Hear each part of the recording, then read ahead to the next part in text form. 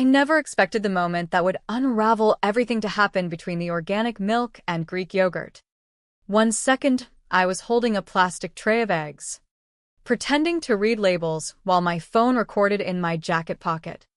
The next, Victor's hand clamped around my wrist like a vice, yanking me forward until my shoulder slammed into the cold refrigerator door. The tray crashed to the tile floor with a sharp, echoing crack that cut through the store's ambient hum. My name is Elena Brooks. At 35, I work as a compliance specialist at Lakeside Health Network in Wisconsin, tracking documentation, verifying procedures, and making sure every decision leaves a verifiable paper trail. I believe in evidence because I've seen how the truth always surfaces when you follow the rules long enough. Victor Hale, my stepfather, never understood that.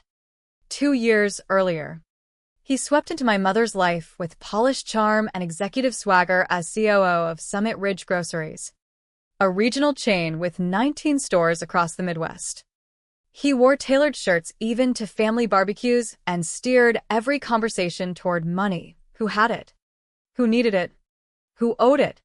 Mom glowed at their wedding, and I tried to be happy for her. But something felt wrong from the start. It began subtly. He'd ask about her retirement accounts over dinner, question her mortgage details during Sunday brunch. When I visited, he'd make little jabs about my obsession with paperwork, calling me paranoid for scanning receipts. "You treat everything like it's going to court," he'd say with that condescending half-smile. I'd smile back. Occupational hazard.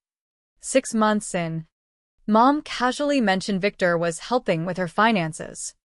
She started asking his permission for purchases in her own house. Then came the power of attorney papers, broad, vague language giving him sweeping authority. When I raised concerns, Mom defended him fiercely. "He's my husband, Elena. This is what couples do." I let it go at first. Divorce had taught me to choose battles carefully. But the patterns were too familiar from work. Isolation, financial control, positioning himself between Mom and anyone asking questions. So I started documenting quietly. Public records on Summit Ridge showed healthy numbers on paper, but vendor contracts raised flags, shared tax IDs, pricing way above market rates, payments routing through mysterious LLCs. Victor sensed my digging. His calls to my office grew edged. "Your mother's security matters to me, Elena. I'd hate for anything to jeopardize that." I began recording every conversation. Wisconsin's one-party consent made it legal. I built an insurance file, UCCC filings with mismatched inventory liens, invoices showing systematic overcharges, kickbacks flowing through Delaware and Nevada shells. I reached out to an old contact, Lauren Grant, who managed the Summit Ridge store on Capitol Drive. Over coffee, she whispered about suspicious new vendors Victor pushed through. "Prices are crazy high, but he shuts down questions." She fed me invoices carefully, nothing traceable back to her. Meanwhile, Victor escalated. He told Mom I was jealous, bitter from my divorce, needed therapy. Mom started echoing him, asking if I was okay. Aunt Claire, Mom's sister, became my quiet ally.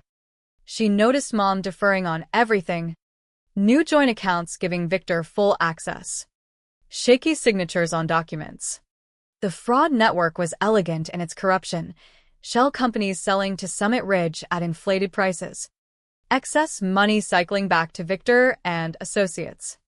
I mapped it on my dining room wall with photos and red string, each connection a thread of deception. Victor's threats grew sharper. "You're playing a dangerous game, Elena. I'm protecting my family." His voice carried implications. "Back off or Mom would suffer." I compiled a 25-page preliminary report, encrypted it, set up deadman switches to law enforcement and media if anything happened to me. The invitation came through Mom. Victor wanted to clear the air at his store. Professional setting. I knew it was risky, but public meant witnesses and cameras. I prepared meticulously, flash drive to Aunt Claire, encrypted files to my lawyer, recording apps ready, professional gray suit with no loose jewelry. Walking into the Capitol Drive store that afternoon at peak hours, the smell of floor wax and rotisserie chicken hit me. I found Victor in aisle 7, arms crossed, polo shirt with the company logo, radiating intimidation. My phone recorded silently. "You need to stop poisoning your mother against me," he said, voice low. "I'm asking about irregular contracts and refinancing plans." His jaw tightened as I named the shells: Apex Logistics, Harborview Supply, Pinnacle Provisions. Public records are public. "Victor." He stepped closer. "Stay out of my business." "Or what?" I held up my phone showing the recording. That's when he snapped. His hand shot out, crushing my wrist. The phone skittered under the dairy case. He yanked me forward, shoulder hitting the door. The tray flew, cracking loudly. Shoppers froze. "Victor?" A calm voice behind me. "I think you should let her go." He released me instantly. I turned to see a woman in her 50s. Silver hair in a neat bun. Charcoal suit. Allison Reed. Financial Crimes Division. Wisconsin Attorney General's Office. She picked up my cracked but still recording phone. "Are you all right?" Bruises were already forming. Lauren appeared, wide-eyed. Security was called to preserve footage. Allison pressed her card into my hand. "I've been looking into vendor relationships here. Your name came up." Victor paled and stormed off, claiming a board emergency. That grip in the dairy aisle wasn't just assault.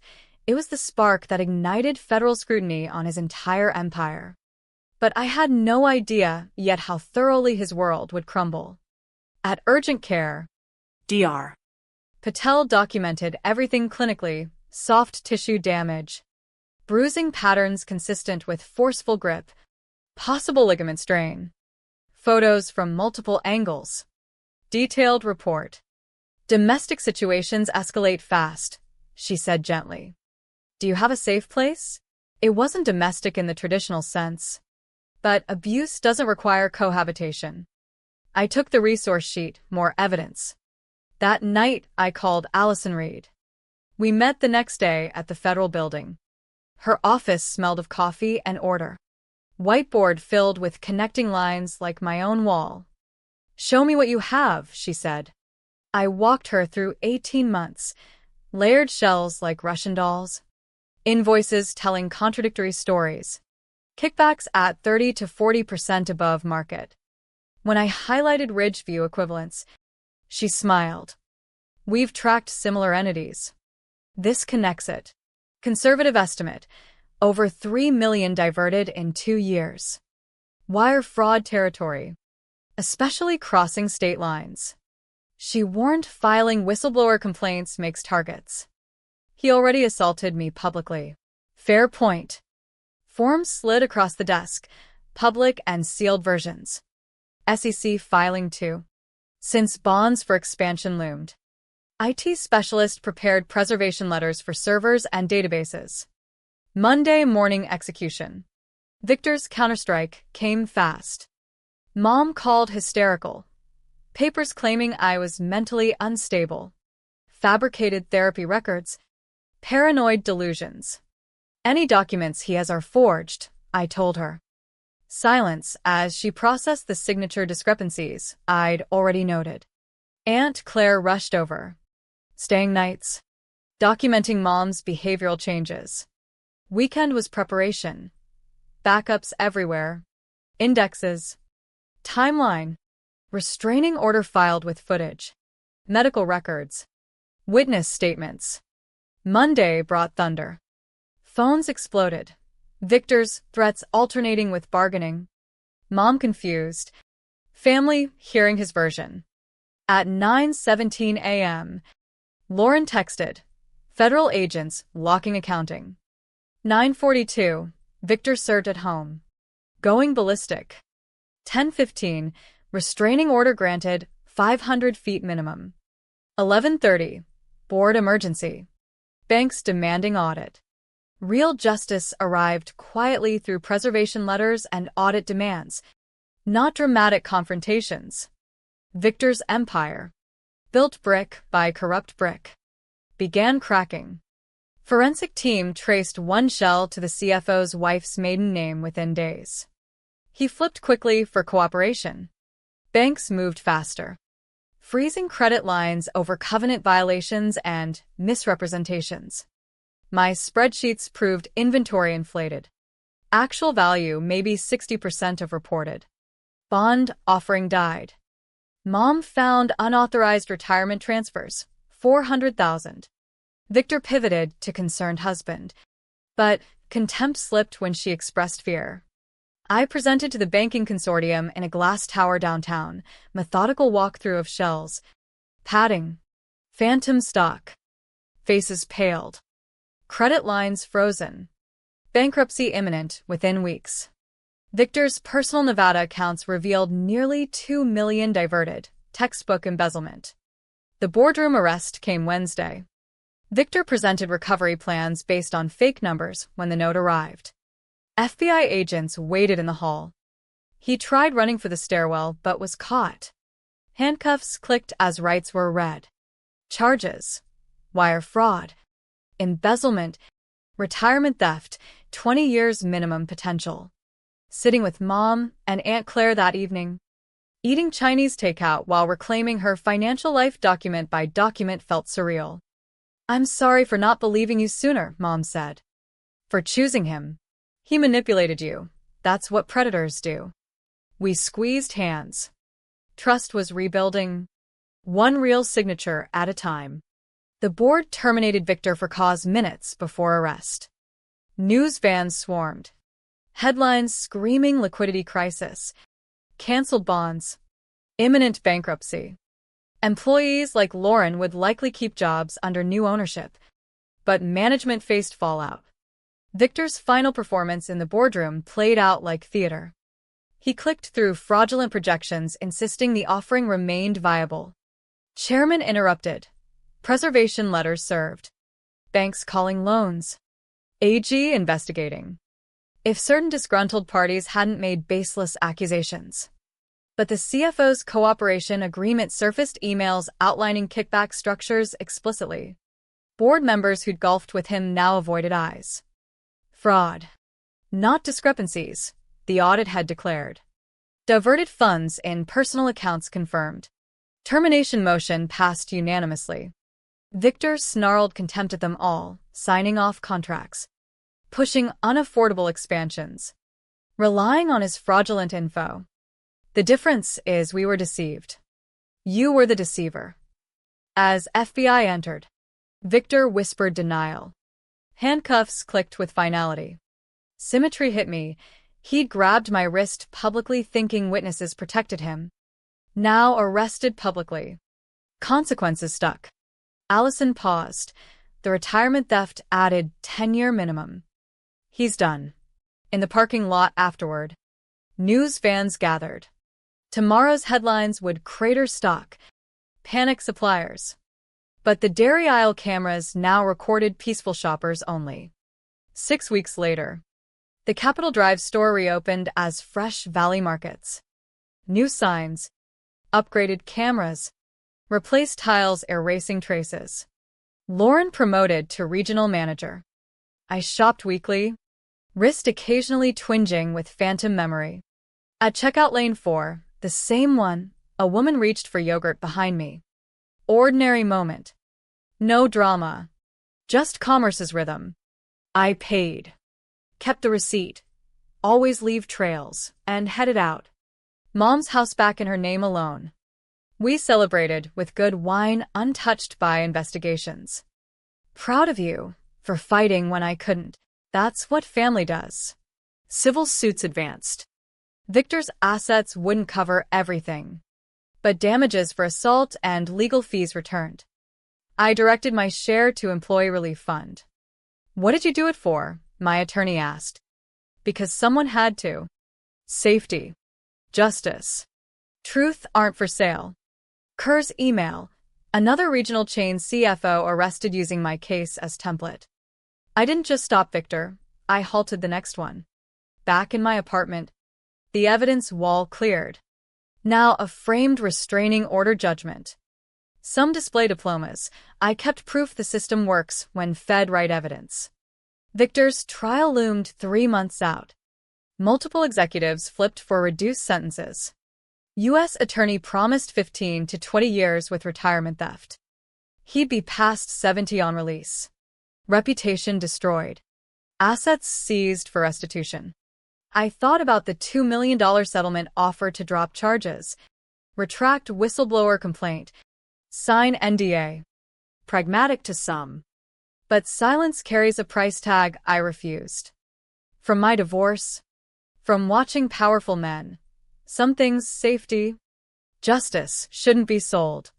Driving past former Summit Ridge locations now under new names, Fresh Valley, Sunshine Grocery, I saw honest businesses replacing corrupt ones. At a red light, I glanced at my healed wrist.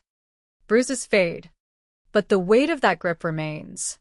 The moment Victor revealed himself wasn't in boardrooms or courtrooms, but aisle 7 when he couldn't control the narrative.